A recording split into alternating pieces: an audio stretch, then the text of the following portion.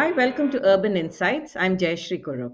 I have with me Jatin Shah. He's the Chief Strategy Officer of Colliers India. Thank you so much for joining us, Jatin. Thank you, Jayashree, and thank you for having me here on your very famous podcast. Thank you so much. Okay, Jatin, the whole thing started when I got this press release from you saying that despite core material prices cooling, the cost of construction in India has gone up by about 11%.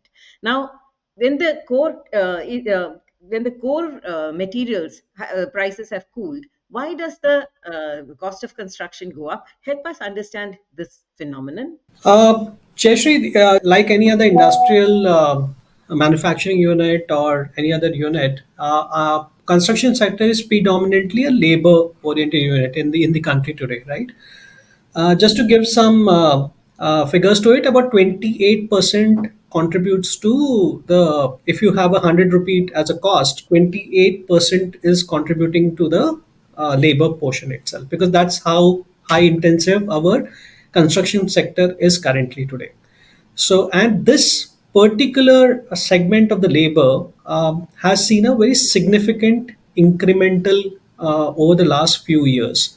It started with a very good policy which government brought in on wage revision. Earlier, the laborers were not so well paid. Uh, it happened about 4 or 5 years back when the wage revision bill came. The labor cost was increased from a 400 rupee to over 600 rupee. So that's an increment which you saw. But the effects of it have now started being more visible today, right? And not when the policy was launched by the government. Apart from that, historically also, where the construction sector was not so bullied by the infrastructure and other sectors, now you see an equal happening on the individual states. So there's a scarcity of skilled labor. There's a scarcity of basic labor itself, because laborers today don't migrate from a Bengal or a Uttar Pradesh because you had so much of work happening in those particular states and infrastructure itself or government spending itself. So there is a scarcity of laborers happening in metropolitan cities like Bangalore, Bombay, where construction is predominantly still dependent on labor, and you will see that an incremental rise on the labor cost going up. Plus, the cities have become costly to live. So there are a couple of factors. So one is cost of living, one is labor scarcity, skilled labor scarcity. So yesterday, who was doing a labor work is now become a mason. A mason has become a supervisor. So those kind of translations have happened, and the incremental wage benefits which have come in, which is in a right perspective, are common for the organizations. So those are all coupling to a huge labor increment. That's one factor. So you will still see a steel, structural steel, or a reinforcement steel, or a cement, or a glass, or aluminium increasing, but not to the level of what the labors have gone up. There's an incremental about fuel, and fuel prices have started going up because of various research. So this overall year on year has seen a tremendous increase. So just again to throw a sector, about 150% increase on the labor cost pre-COVID to today, about 57% incremental on the aluminum over the last 5 6 years. Copper also prices have gone up very highly, but it has got stabilized now. And same is the case with cement and steel. So yes, the graph is reasonably plateaued for other material, but for the labor, you will see a significant percentages going up. So this is contributing to the construction cost on a year-on-year basis, and about 11 or 12% going up is what our understanding is on the real estate. So, two things. One is that there is a labor shortage, and two is that you are skilling the labor, and the skilled labor gets better wages. So, both push up your labor costs, right? Now, when you look at this, developers obviously are going to it's going to hit margins. Do you think there will be more adoption of technology with this? So technology is going to come in, and we started this about a couple of years back when we realized. So if you look at technology is versus mechanization, right? More the mechanized, the less the dependency on the labor will happen, and that mechanization has been an instrumental push with L&T, with Shapoorji, with all the good contractors actually investing on mechanizations. So we used to we started, you would have seen that earlier the concrete used to be in the drums and some labor is pushing sand, and now you have huge, pumps which are attached with the cranes itself. Like, so this is an advantage of mechanization, and more the high rise happens, you cannot do with traditional ways, you will have to go with the mechanizations of the construction way. So that's one push which you see over the last decade. We are still very behind, but we are actually taking good steps around that. Second, a lot of emphasis on technology.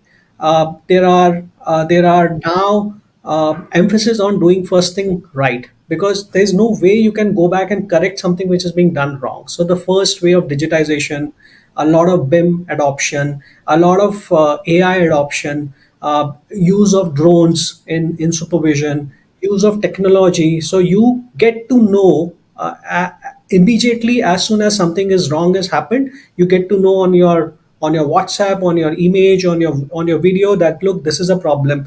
The kind of work which WhatsApp has helped. Now I have 50 sites going on. I have 50 WhatsApp groups. So I get to know immediately what is happening in which site. So because the information is now available and someone is able to mine that information, someone is take a introspect of that information, you are able to come out with a rich data, and with rich data you can do first thing right. So that's an emphasis because of technology coming in. And that will also improve your quality, improve your speed, improve your schedule, and be remain within the overall parameters. So that to me is going to happen, and it's happening in a shorter way. Procurement teams have adopted it quite a lot. A lot of procurement now happens online. There's a lot of transparency brought in. Construction is also going in. Interestingly, construction sector is always lagged behind in adopting technologies, but you will see in next 5 years a lot happening across on construction with AI and ML even coming in. So so big gungo about that front on it, and this will also help to speed up the construction and also reduce a significant number around the costing part of it, because now you will be very very focused on what you're going to spend, and rather than having what do you call a buffer built in within your cost or the cash flows. So that to me is the other parameters about. Now, when there is so much pressure on cost, procurement will also see a lot of innovation. Procurement will definitely see. So there were traditionally you had labor contracts and you had item rate contracts. Now today, not today. In fact, in infrastructure there were various models called BOT models, build, operate, and transfer models. There were turnkey models. There were general contracting models which were available in Dubai and elsewhere. Now you will find that happening a lot in country today, because now it's important that the developer should know the cost up front. So instead of having a 3 or 4 year span, and with the cost percentages going up and down, everyone including the financial institutes wanting to have a cost controlled on the day one. So a lot of investment will happen, or a lot of movement will happen toward turnkey contracts, toward cost plus contracts, towards general contracting businesses. So that's one change which you will see. It's already happening in a lot of interior projects where you see a lot of design and builds happening. So a lot of corporate fit outs are happening on a design and build row. So that you see a change happening, a lot of transparency being brought in. Everything is now visible to the bidder and to the thing. So a lot of online transparent ways of doing a procurement. So you have your prices fixed, and then you can see if you're participating in a procurement bid, you can see where you are, whether you are L1, L2, L3, and you can keep on changing your numbers. The system allows that to happen. So those transparencies will uh, also remove those flags which were built in within the system. So this is already there from last 5-10 years. You can see a lot of companies adopting it, but yes, it's not fully there, but we will be able to map it around. Plus third, even before, you would have understood that in a construction project there are about 40 or 50 packages roughly, right? In any project when you do, there are 40 or 50 contractors who are working, and every one of them have got a bill of quantities. Now each bill of quantity earlier had a buffer which was built in. With the kind of advancement which is happening with the help of tools like BIM or 360 or AutoCAD is going to the next level, today the quantities can be known upfront. So you might still have a buffer of 2 odd percent, but not that buffers of 5-10% which used to earlier have it. The change management process will start coming down because your clash detections or clash issues or other issues are being highlighted right at the design stage. So there are a lot of pre-construction activities, I would say, which is helping to bridge the gap between actual uh, post completion status versus pre-construction status. That gap is getting bridged quite a lot, and that will bring in more of efficiencies in the system, that will bring in more of transparency in the system, and will continue to grow. So that's my two bit on this issue, Jayashree. There is a wide variation in your analysis. There's a wide variation between residential and commercial. How does that happen? Because the input costs are the same, right? Is what changes? So residential project is still, if you look at a lot of these activities in the residential project are finishing related activities. You have a lot of apartments internally which are getting finished, unlike a commercial project where the it's hardcore. Either you have a structure, RCC work, or you have a facade which you're doing, and some lobbies which are main entrance lobbies or lift lobbies which you do. So the emphasis there is not so will be prevalent, but not so much compared to residential. Where residential, because a lot of internal finishing activities are there. Your tiles, your toilets, you have balconies to finish. You have a lot of paint activities to finish, and these are all where your mainly the labors will come in. Your tile layers, your masons, your block work activities will go up significant high. Quantum goes up quite high. So compared to a commercial building where your partition walls or block walls or what we say are quite less, significantly less. So that's where you see this gap between a number on residential little higher, because more number of finishing activities being plugged in into the budget compared to a commercial building which is more of a structure. So structure costs more or less both have moved same as a number, of course little bit. Facade cost also has moved same because not many significant increase in the glass or over the last year, but the labor ratios, when the labor intensive works come up higher on residential project, you will see a little imbalance there. So that's where what is getting reflected in the report. Okay, one of the interesting things I noticed was that over a 3-year period, there's almost a 57% rise in cost, right? Now, 3 or 5 years or something like that. Now, typically a building construction takes 4 to 5 years, right? So you have estimated costs at start, and there is a 57% rise, which is significantly higher.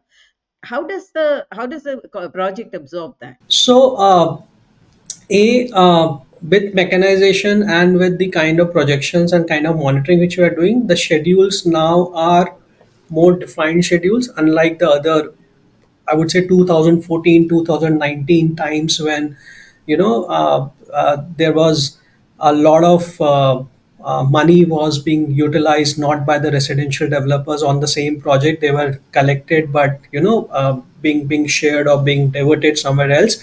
Post RERA, with escrow monitoring coming in, with financial institutes putting a lot of emphasis on financial health of a project, you will see a lot of funding being there for the project per se. It comes to residential project, especially typically about 60% as a buyer you will pay upfront. So project cost is not an issue. It's only about taking that money out. So a lot of emphasis will now happen on becoming project shortening up. There are a lot of ways and mechanisms like use of a system called Maiwan, which traditionally everyone knows. It's an aluminum formwork. Your speed of slab to slab cycles have increased considerably.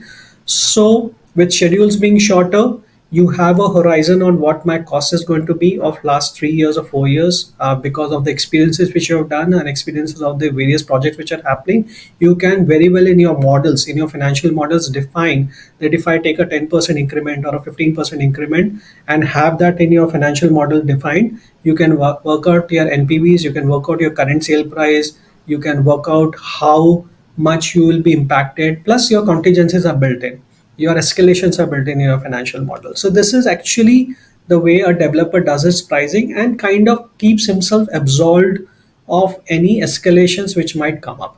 Of course, you might have still a significant issue happening between uh, one of the sudden spikes where the steel, as an example, went up from 32,000 rupees a kg to 50 rupees a kg. These are, you cannot build in any of the financial models or absolve yourself. But there are now, over the last 3 years, as I mentioned to you, 67% of the cost is reasonably going in a significant manner. Labor is also now kind of stabilized. So next year we won't see such a large, huge jump happening. So people or the modelers or the financial guys now know exactly how the numbers will map out, and that gives a developer a significant uh, cushion to push his cash flows, push his numbers right. So I would say developers also know how to mitigate the risk, and they build in those buffers within the system. So I don't see that a challenge anymore. You spoke about RERA. From the RERA era, from 2016 to 2024, there have been the amount of compliances have gone up significantly. And as the industry matures, it's gaining traction. It's going to contribute about 15% to the GDP. So clearly, there is a lot of monitoring and awareness of this industry. So are the cost of compliance is very high? Does that also push up the cost? So, Jayashree, just to answer you, RERA actually had two significant changes which were brought in. That whatever you are building should be approved by the authorities. You don't go ahead and start building something which is not approved by the authorities. If you are making any changes, 70% of your buyers should allow you, should be signatory to those changes, right? So it brought in some kind of level of uh, compliance from that perspective, that you cannot start building without you have an approval in place, and b, you cannot make any changes unless until 70% of your buyers are okay with that. So that was a significant move which stabilized the compliance issue. Did this increase the cost? Answer is no, right? The cost remained the same. It also said that whatever your collections are, and a percentage of those collections should move to the project account in an escrow or in whatever, and should be utilized for that project itself. Now, that move, did it increase the cost? Answer is again no. For any grade A developer, any ethical developer, any developer is interested in finishing his projects, this is actually helpful, and they were doing it earlier also. It was only some of the developers, or a large portion of the developers, who were not doing it got impacted because of such provisions which were brought in. So the compliance cost to me has never significantly improved, increased or something. But yes, governments over the years have started increasing the registration charges, increasing the cost of approvals. So those are also a part of your cash flows which are already built in. That if I go for an approval today, I know exactly that instead of 200 rupees a square foot, I need to spend 500 rupees a square foot. But that's there in the financial model today. And that, because these policies come out at least a year before they are actually implemented, people know about how within the system the cost of approvals are going to go or increase it. So the answer to you is that uh, the cost of compliance has not increased. It's always remained the same. It's only a myth. Okay, okay. Because a lot of developers have told me this, that increasing cost of compliance. So I would have liked a independent view on that.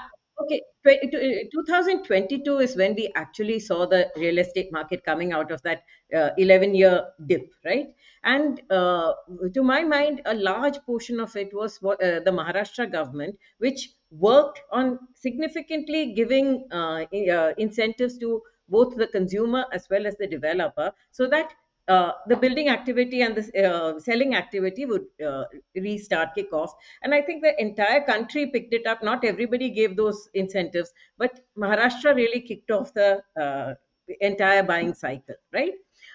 Do you think more such incentives are required in this market, especially because the pace of construction is unabated and the pace of buying seems unabated too, at least in the upper category? Yeah, very interesting mode. So it's always a demand and supply analysis, right? And today, your property prices, if you look at the incremental sale price, which has been witnessed over the last 1 2 years, is significant, very high, right? And some of the cities have really done well for the developers as well. It's very easily pushed. A 1.5 crore market has now become a 1.5 crore apartment is like, it's just being sold out, right? And this is all being made possible because of a lot of changes which have been brought in on the registration charges, stamp duty charges, which you rightly mentioned. Maharashtra took a front on that, and other also, cities and other states will also have followed it. Not so much to that significant, but Maharashtra really did a good leap around it. Uh, but apart from this, there have been also, and I would like to take 2 minutes out of this situation and just say that the demand of housing has significantly increased post COVID because of two scenarios or couple of scenarios. Uh, People realize that they need to invest on a good quality house. It's not necessary for them to remain in the center of the city. They can significantly look at projects which can give them better amenities, and they also need larger houses, or they need couple of apartments in the same location so they can have their own privacies, etc., and build in their home offices inside that because of work from home policies which are adopted. B, a genuine interest on having a good real estate under a kitty of someone who is a couple and who are both of them working. Purchase power going up for significantly for the lot of cities there. Um, Apart from that, a lot of investment happening from GCCs which are coming in. And last 1 year itself, you will be surprised to know that a 55, in India in 2023, we had a 55 million square feet of absorption, 58 million square feet of absorption. In 2024, this will go up to 66 million square feet. So imagine the increment which has happened. And this has been, because of the people coming from NBFCs, automobiles, aerospace engineering, oil and gas, all are GC driven here. Bangalore itself saw a 16 million going up to 22 million today in 2024. Hyderabad showed a 8 million going up to 12 million square feet. So a lot of uh, companies are buying or renting out good large spaces.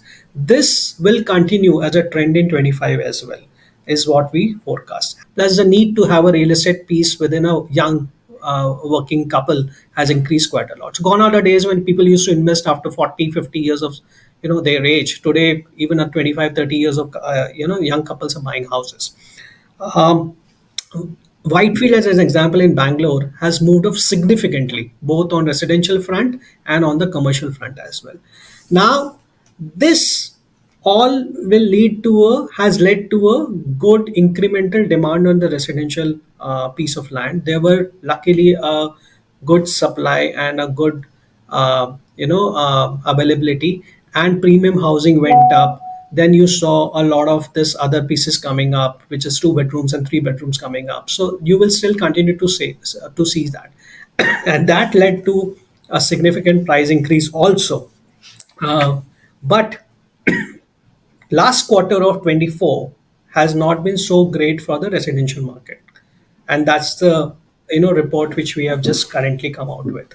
uh, Till the third quarter or 24, you had people queuing up to buy the properties, right? And in 3 days you will see the full ads coming out that we are sold out, right? But in 24 last quarter, we saw a significant decline on this product. People not very amiable to buy it. There might be two reasons, and we are yet to understand that. It might be because of the duration, which is from 15 December to 15 January. You don't have a right time to buy houses. A lot of people don't buy them. Second might be the pricing percentages, which is like the movement has gone up to 2 CR plus market, right? And there you will see a lot of people not invest. As long as it was a 1.5 CR market, people were ready to invest on that. 2 CR has significantly pushed the button up, and you will see a little what do you call a gap there. Developers will start feeling this heat also, is what I understand. So yes, so that's over. 2024 was the year when I hate calling it affordable housing. I think budget housing. Anything that was in lower middle class and below that uh, took a complete beating. From 40%, it went down to 19% or even less. Uh, with premium sales capping itself, or starting to cap itself, do you think there will be more focus on? I mean, everybody was building, even companies which registered themselves for as affordable housing companies, were all in premium housing. Do you see the bottom end of the market being interesting to the private sector? Yes, yes, and you will see that happening a lot. All the new launches which are happening, which were put on hold. Actually, in Q4, a lot of launches were put on hold because people are re-looking at their numbers and re-strategizing how to. As I mentioned to you, there was a problem, right? So you will see post the first quarter of 2025, you will see a lot of launches happening in this segment which you mentioned, which is upwards of 80 to 1.5. That range we'll see a lot of traction happening, especially in cities like Bombay, Chennai, Bangalore, Hyderabad. I mean, these are the areas where you will see a lot of the significant launches happening and a lot of people actually waiting to buy them out. And that to me in 25 should be a right pocket to move in. So in 25, you will see unit sizes getting shrunk because the cost rupees per square feet is a factor of unit size. So the amounts getting reduced accordingly or changing accordingly, and the movement happening from a premium housing requirement of upwards of 3 or 4 crore coming down to this range of about 1.5, 1.6 crore type of market. This is what we also see a lot of this happening across. Any predictions for materials prices, materials movement, technologies, anything for 2025? Jayashree, so 2025, you will still see a year-on-year increment of about 5, 7, 10%, which is there, which is normal, which follows your WCI, right? And that's where you will see not so much on labor. Labor will still stabilize, is what I feel this year, and so you will not see a major problem there on the labor front. Also, so overall, I would say that about 10% roughly, you should any developer should peg it at as their the value of the cost of the construction going up from that perspective. Uh, but but that's where we are, and from a technology standpoint, as I mentioned to you, a lot of investment happening in the country. We ourselves have also invested a lot on AI and ML, and a lot of that getting incorporated site now. So what you see in tits and bits happening, a lot of absorption will happen, and cities which are with the developers who are interested in on adopting technology at the construction stage, procurement and design stage. Lot is already happened. It's now the time to move it to the construction stage from a technology standpoint, from an artificial intelligence standpoint. We're already doing a couple of projects with our developers in Calcutta, and you see a lot of this happening across. Okay, and especially since we are very close to 2030, and our SDGs, we have target numbers, and building construction being about 40% of the carbon generation. Obviously, there will be more pressure on the sector to comply, right? And you're absolutely right, and there's a lot of emphasis happening on again going back and reducing the concrete consumption, how to save carbon. Lot of people moving toward. So apart from technology, I said cost of construction. I mean, sorry, the technology of construction itself will change. You will see a lot of precast happening. You will see a lot of steel structures happening, and already and most of the data centers are now moving towards having a construction happening with the steel structures. So because of speed, because of labor issues, because of time, because of quality, and of course because of the constraints and an emphasis to deliver it faster. So uh, it has been happening. It was restricted to a few developers now, but now the movement is, you can see, a quite large there. Thank you so much, Jatin. It was an absolute pleasure talking to you. Found this video useful? Please subscribe to this channel for more such videos. Do like and share with as many people as you can.